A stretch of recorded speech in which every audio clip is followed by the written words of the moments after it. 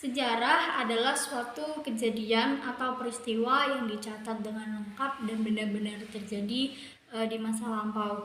Kebudayaan adalah hasil karya, karsa, dan cipta manusia di masyarakat. Sejarah kebudayaan Islam adalah kejadian atau peristiwa masa lampau yang berbentuk hasil karya, karsa, dan cipta umat Islam yang didasarkan kepada sumber nilai-nilai Islam.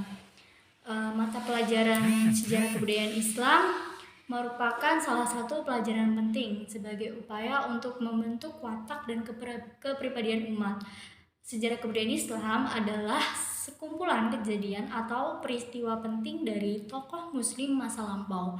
Dengan mempelajari SKI, peserta didik dapat memperoleh pelajaran yang berharga dari perjalanan seorang generasi zaman dahulu. Mempelajari sejarah kebudayaan Islam sejak dini itu sangat penting karena di usia dasarlah mereka harus menumbuhkan karakter dan kebudayaan Islam sehingga tidak salah arah dalam mengatur gaya hidup pada era globalisasi. Karena kebanyakan kebudayaan Islam sudah mulai pudar seiring berjalannya zaman. Peserta didik juga dapat meneladani sifat-sifat baik dari tokoh-tokoh Islam terdahulu.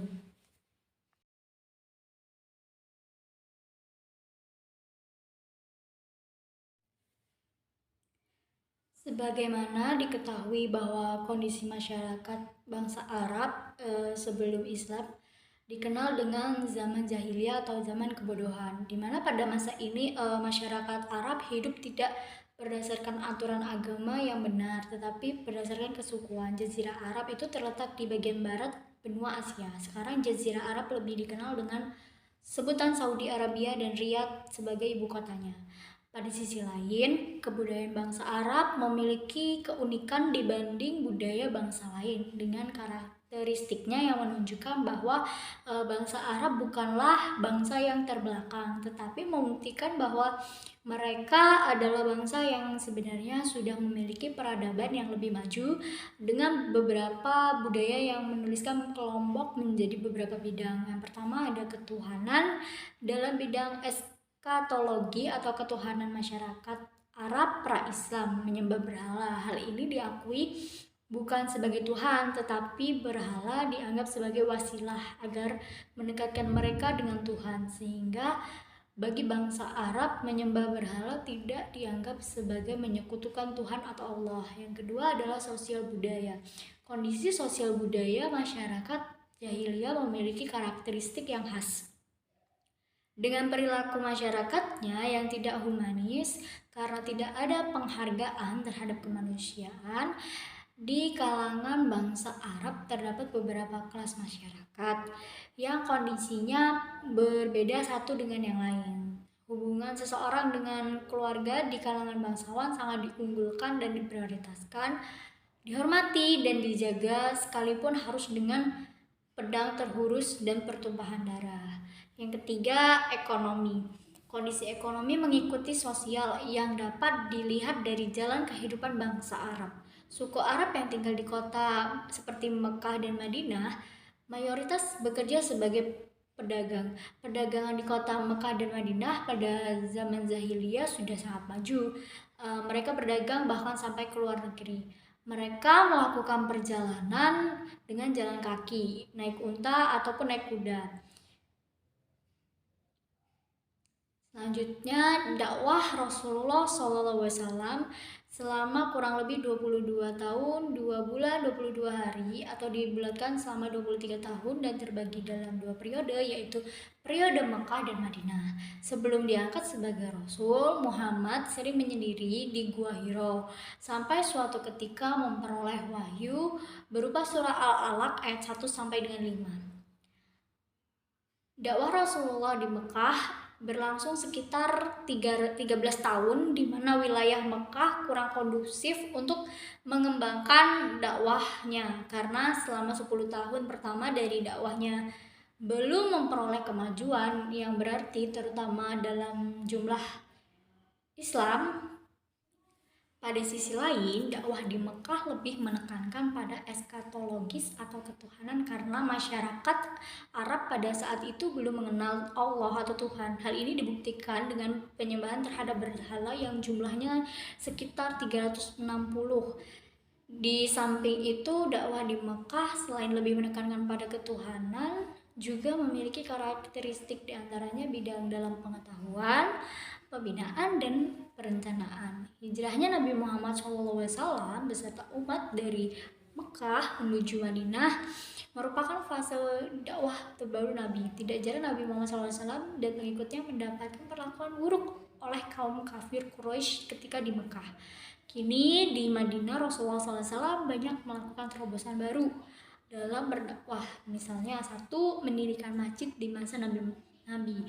Masjid tidak hanya digunakan untuk beribadah saja, masjid diperdayakan sebagai tempat belajar, mengatur pemerintahan, bahkan mempersiapkan siasat perang. Di Madinah beliau membangun masjid pertama kalinya, yaitu Masjid Nabawi, yang berarti Masjid Nabi. Masjid tersebut didirikan di bulan Rabiul Awal tahun 1 Hijriah. Setelah mendirikan masjid-masjid yang lainnya di kota Madinah, semisal Masjid Jumu'ah, Masjid Quba, Masjid Gama, Masjid Bani Quraisy, Masjid Ubay bin Ka'ab, dan masjid yang lainnya. Yang kedua, memperkenalkan dan mempersaudarakan kaum Ansor dan kaum Muhajirin. Nabi Muhammad SAW di Madinah telah banyak mempersaudarakan para sahabat dari kaum Ansor dan Muhajirin. Beberapa sahabat yang dipersaudarakan oleh Rasulullah diantaranya Sa'ad bin Mu'adz dengan Ibnu Mas'ud, An-Nadur bin Auf dengan Sa'ad bin Rabi, dan lain-lain. Hal tersebut dilakukan oleh Nabi dengan tujuan mempersatukan ukhuwah umat tanpa memandang latar belakang, tempat asal, dan sebagainya. Yang ketiga yaitu merumuskan undang-undang Rasulullah. Nabi Muhammad SAW mengatur hak serta kewajiban umat dengan melegalkan sebuah hukum serta aturan melalui undang-undang yang disebut dengan Piagam Madinah. Dalam piagam tersebut juga terdapat mengenai hak dan kewajiban bagi masyarakat Madinah yang beragama di luar Islam.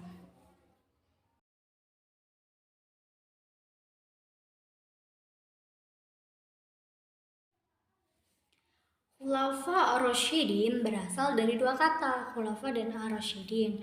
Khulafah adalah bentuk jamak dari khalifah yang artinya pengganti, pemimpin atau penguasa yang diangkat setelah Nabi Muhammad untuk melanjutkan tugas beliau sebagai pemimpin agama dan kepala pemerintahan, tetapi bukan sebagai nabi atau rasul. Sedangkan ar-Rasyidin adalah bentuk jamak dari ar-Rasyid yang artinya orang yang mendapat petunjuk. Jadi menurut bahasa, Khulafa Rasyidin adalah orang yang ditunjuk sebagai pengganti atau penguasa yang selalu mendapatkan petunjuk dari Allah. Abu Bakar Asyidid 632 sampai dengan 634 Masehi. Adapun khalifah pertama yang ditunjuk setelah wafatnya Rasulullah adalah Abu Bakar Asyidid. Abu Bakar Asyidid merupakan sahabat Nabi Muhammad SAW yang paling setia serta terdepan dalam membela Nabi Muhammad dan para pemeluk agama Islam. Selain itu, beliau juga ditunjuk oleh Rasulullah untuk menemani hijrahnya ke Yathrib, Madinah. Dan pada saat Nabi Muhammad sedang sakit keras, Abu Bakar adalah seseorang yang ditunjuk untuk menggantikan beliau sebagai imam sholat. Oleh karena itulah kemudian dianggap sebagai Abu Bakar menggantikan kepemimpinan Islam sesudah Nabi Muhammad wafat.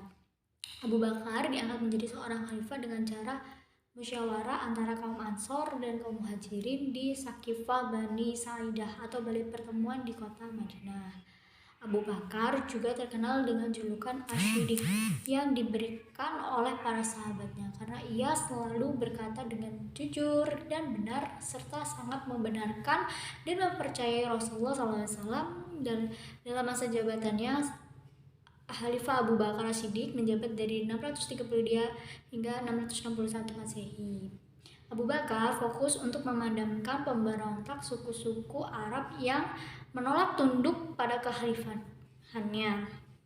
Yang kedua yaitu Umar bin Khattab 634 sampai dengan 644 Masehi. Umar bin Khattab merupakan sosok yang sangat tegas dan juga bijaksana, sangat disegani oleh para sahabat yang lainnya, sehingga tidak heran Umar bin Khattab memeluk Islam. Barisan kaum muslimin ditakuti oleh kaum kafir Quraisy, dan sebelum memeluk Islam ia paling berani menantang Islam. Akan tetapi setelah masuk Islam ia sangat berani menghadapi musuh-musuh Islam, sehingga terkenal ia sebagai singa padang pasir yang amat disegani.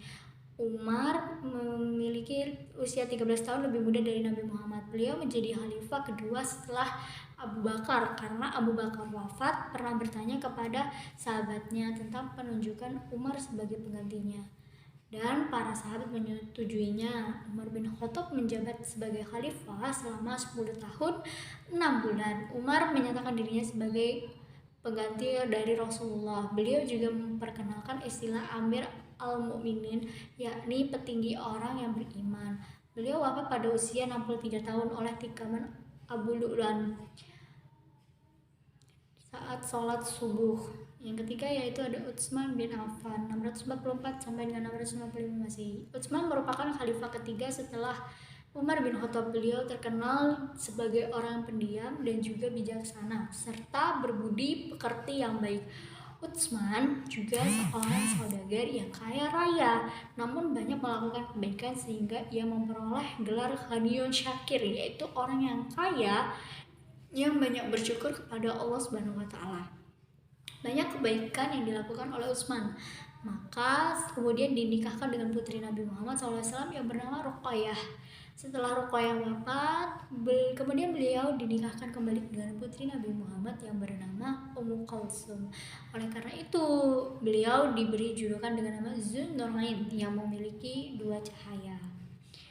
Adapun jasa-jasa yang telah dilakukan oleh Utsman bin Affan selama menjadi khalifah, diantaranya menyalin dan membukukan Al-Quran menjadi beberapa naskah, menetapkan pelafal bacaan Al-Quran menjadi sama dan serentak atau tidak memiliki perbedaan, karena karya yang dibuat oleh beliau sangat bermanfaat bagi umat Islam. Maka mushaf tersebut dinamakan dengan Mushaf Utsmani sebagai penghargaan atas jasa beliau. Lalu ada membentuk angkatan laut, merenovasi Masjid Nabawi, memperluas wilayah Islam, dan masih banyak yang lainnya lagi. Yang keempat ada Ali bin Abi Thalib 655. Khalifah keempat adalah Ali bin Abi Thalib. Beliau lahir di Mekah pada tanggal 12 Rajab tahun 30 setelah kelahiran Nabi Muhammad. Beliau dibesarkan dan dididik oleh Nabi Muhammad SAW. Beliau masuk Islam setelah Siti Khadijah karena keberaniannya yang luar biasa. Maka beliau mendapat gelar Singa Allah dan Karamallahu Wajahu.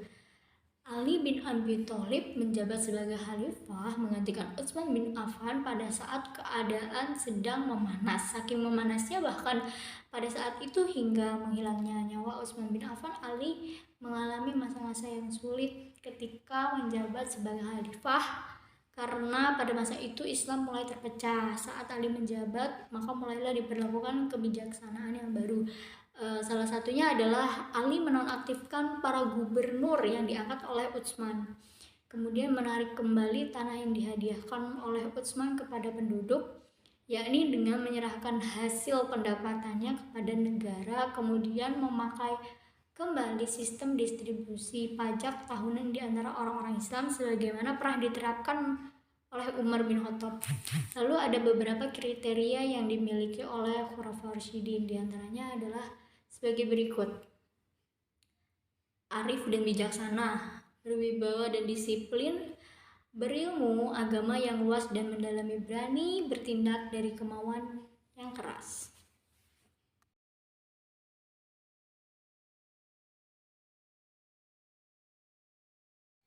Masa peradaban Bani Umayyah. Masa pemerintahan Bani Umayyah terkenal sebagai suatu era agresif di mana perhatian tertumpu pada usaha perluasan wilayah dan penaklukan yang berhenti sejak zaman kedua Khulafaur Rasyidin terakhir.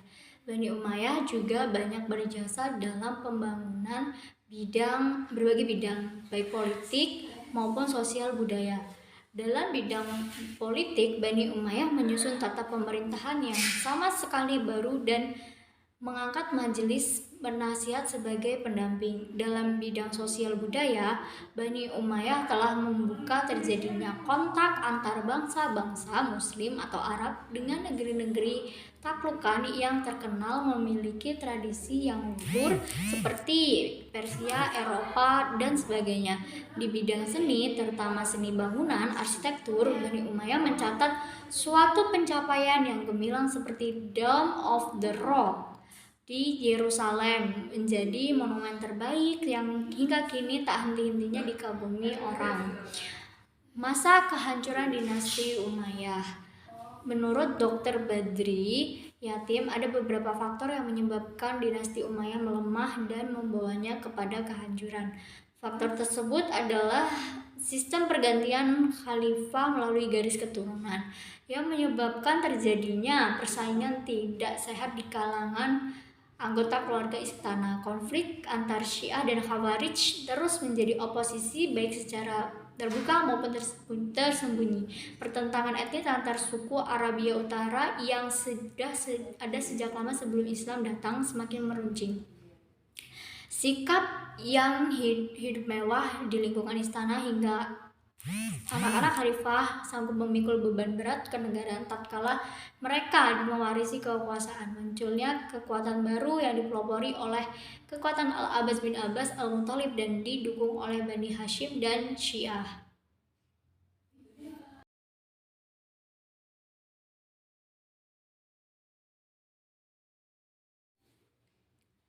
Selepas Bani Umayyah lengser, kekuasaan kekhalifahan Islam berpindah ke dinasti Abbasiyah yang berlangsung pada 750 sampai 1258 Hijriah.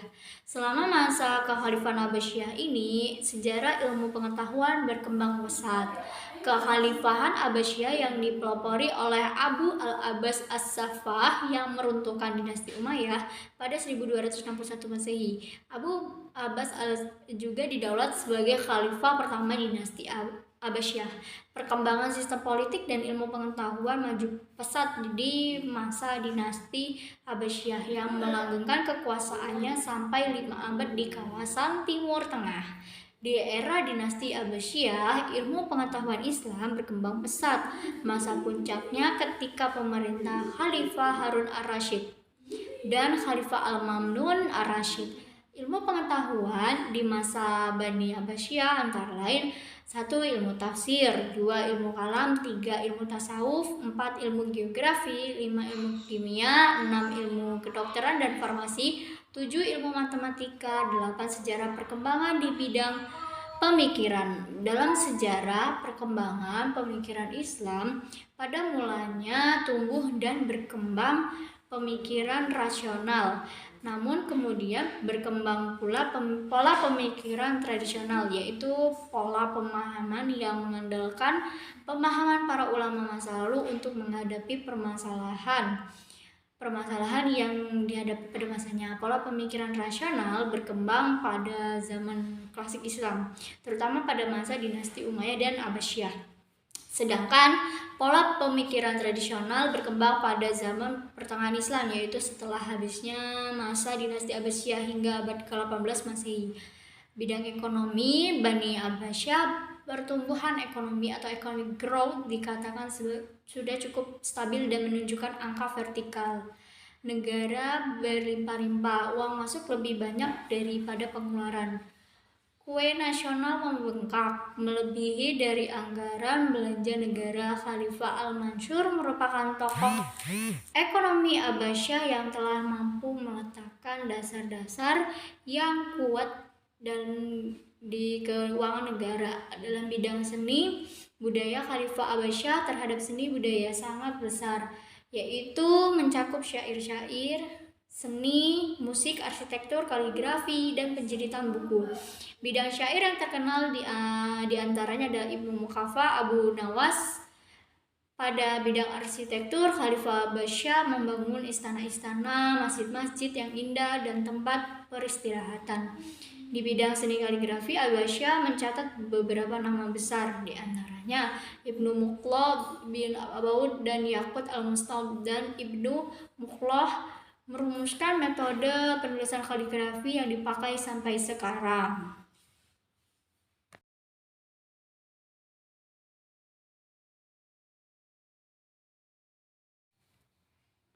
Spanyol diduduki Islam pada masa Khalifah Al-Walid yang merupakan salah satu dari Bani Umayyah pada tahun 711 Masehi. Dalam proses penaklukan Spanyol, terdapat 3 pahlawan Islam yang berjasa memimpin satuan-satuan pasukan ke sana. Mereka adalah Tariq bin Malik, Tariq bin Ziyad, dan Musa bin Nusair. Perkembangan di bidang ekonomi, baru Spanyol juga didukung oleh kemakmuran ekonomi pada abad ke-9 dan abad ke-10.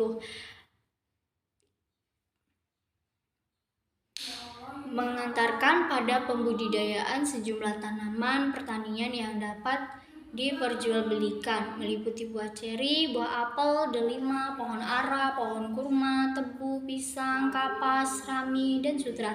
Beberapa kota seperti Seville dan Cordova memiliki kemakmuran lantaran melimpahnya produksi pertanian dan perdagangan internasional.